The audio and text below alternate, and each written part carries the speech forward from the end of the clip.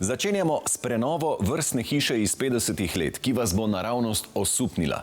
Hiša, v kateri se moraš nekajkrat ustaviti ali še bolje sesti in se dobro ozreti naokrog, da zajameš in dojameš vse nivoje domiselnih rešitev. Arhitekti so lani za to svoje delo prejeli nagrado Zlati svinčnik za odlično izvedbo in Big C nagrado v kategoriji stanovanjske stavbe. In to je ta nagrajena hiša, kjer ima beseda preplet zares svojo vlogo. Gre za preplet etaž, preplet nivojev, preplet materialov, preplet generacij. Hiša, ki govori v mnogih jezikih, ima res veliko povedati in zato ji velja res pazljivo prisluhniti. Vladka in Maja, v vašem biroju ste z vso natančnostjo in spoštljivostjo orkestrirali tole zares čudovito prenovo in me zanima najprej sama zgodovina objekta. Ja, zgodovina objekta je zelo zanimiva, saj gre za eno prvih zadružnih gradenj pri nas, v Sloveniji. Nastala je med leti 55 in 57 in to pod taktirko arhitekta Marka Šlajmerja in kolegov. Te so bili Fink, Lapajne in tako naprej, da ne naštevam zdaj vseh. In hiša je en lep primer enih prvih kolektivnih gradenj pri nas. In kakšno je bilo to prvotno stanje, ki ste ga dobili v roke? Kako je to vplivalo na sam proces prenove? Prvotno so tukaj pred prenovo živele dve družine, ki sta imeli skupen vhod. Naredili smo preplet dveh stanovanj, ki sta po vertikali razdeljeni, imata ločen vhod in sta povsem ločeni. Z sistemom medetaž je dobljena polkopana klet in vhod na nivoju. Osrednje stopnišče deli objekt na dva dela, na en 2,5 globok prostor, kjer so kabineti in take majhne sobice, in na drugi strani malce globlji prostor, še zmeraj dosti majhen, 3,6 metra, kjer so se odpirali večji prostori. Ker je šlo za sočasno prenovo dveh stanovanj in sta se lastnika odločila, da bi imela različno velika stanovanja, smo stanovanja prepletli in različno namenili velikosti stanovanj. In pri sami delitvi na manjšo in večjo enoto smo nekatere od teh prostorov v bistvu pripojili eni ali drugi hiši. Tako smo po vertikali zameandrirali po prerezu v bistvu med hišami in smo dobili manjšo enoto, ki je velika 130 kvadratov in večjo enoto, ki je velika 210 kvadratov. Na ta način smo v bistvu uredili prostor za družino, štiričlansko družino in v drugem manjši hiši pa prostor za eno starejšo osebo. Kako pa je dejstvo, da tale stavba spada pod arhitekturno dediščino vplivalo na sam proces prenove? Ja, vsekakor smo mi bili na nek način počaščeni, da lahko prenavljamo kulturno dediščino, ker tudi nekako smatramo, da je to ena najbolj kakovostnih gradenj na Slovenskem, saj vrstne hiše, ki so bile takrat kot kolektivna gradnja in kot arhitektura, ki je omogočala reševanje stanovanjskega problema v 50-ih pa vse do konca 60-ih, je bila ena najboljših gradenj, ki je reševala tako stanovanjska vprašanja, kakor tudi je bila polje eksperimenta in dvigovanja kulture bivalne. V biroju Dans arhitekti so se zato prenove lotili z veliko mero spoštovanja in v tesnem sodelovanju z Zavodom za varstvo kulturne dediščine.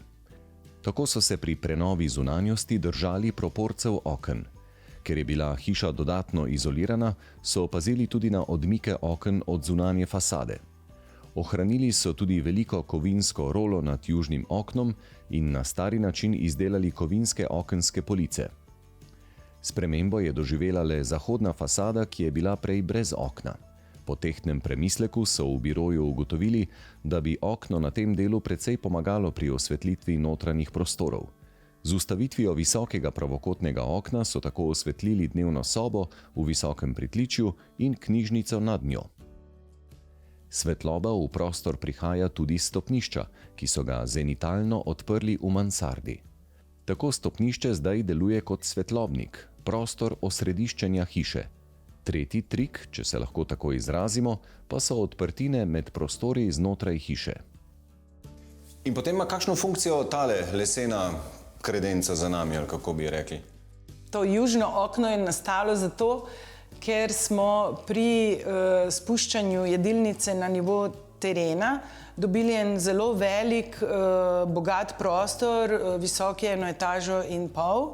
In ta je potem seveda pripadajoče okno nekoč kleti in nekdanje jedilnice združil v eno tako kompozicijo južnega ali pa mi mu rečemo japonskega okna. Ko vstopimo v hišo, po besedah arhitektke Katarine Dešman, takoj razberemo, da uporaba in barva keramičnih ploščic na steni ni le zaščita nad kuhinjskimi pulti, ampak je nakazan kompozicijski prijem navezovanja prostorov eden na drugega, od vhoda, mimo osrednjega stopnišča, preko kuhinje v jedilnico. Želja naročnika po kuhinjskem otoku se tu ni mogla uresničiti zaradi sorazmerno ozkega prostora. Arhitekti so zasnovali leseno kuhinjo, ki se podaljša v jedilnico ne kot otok, ampak recimo kot kuhinjski polotok. V osrednjem bivalnem prostoru se srečamo z več različnimi materiali. Tlak iz terakote, ki prehaja iz kuhinje v jedilnico, les in beton. Stopnice, ki od jedilnice vodijo v dnevno sobo, pa so iz teraca, ki se pojavi tudi drugje v hiši. Široka okenska polica v dnevni sobi je deloma oblečena v les in je namenjena posedanju, branju ali igranju, kar otroka s pridom izkoriščata. Zanimiva je tudi pomična stena v dnevni sobi. Ta večinoma zakriva televizor, ki ni veliko v rabi. Če se jo potisne v drugo smer, pa zapre prehod do stopnic in ustvari bolj intimno vzdušje. Kristina, vi zdaj bivate v tej hiši, ampak hišo poznate že od prej. Kako je bilo pred prenovo, me najprej zanima? Ja, v tej hiši je odraščal moj nezakonski mož, tako da hišo ja kar dobro poznam tudi pred prenovo in zaradi tega, ker te dve hiši je kupila njegova družina, se pravi njegov praded in ded, in nekako tudi smo hiši zasnovali ali pa smo si želeli, da ste na ta način zasnovani, da se mogoče jih da potem spet zamenjati, ko pač si starejši pa imaš manjše potrebe, greš v manjši del in prepustiš večji del. Kako se pa obnese ta medetažnost, večnivojskost in kar velika količina stopnic na vse zadnje? Kratek odgovor je, da živimo na stopnicah. Te hiše so pravzaprav arhitekturni eksperiment, pač arhitekti, ker so želeli hišo zasnovati na čim manjši tlorisni površini, so pač namesto horizontalnega hodnika, ki je običajen, so pač zasnovali vertikalni hodnik, se pravi, da kamorkoli greš, greš po stopnicah. Tako, življenje na stopnišču. Življenje na stopnicah, kot v življenju, včasih malo gor, včasih malo dol. Ja. Veste, kaj pravijo, da vsaka stopnica prinese 2 sekundi življenja več, tako da mi bomo zgleda zelo dolgo živi.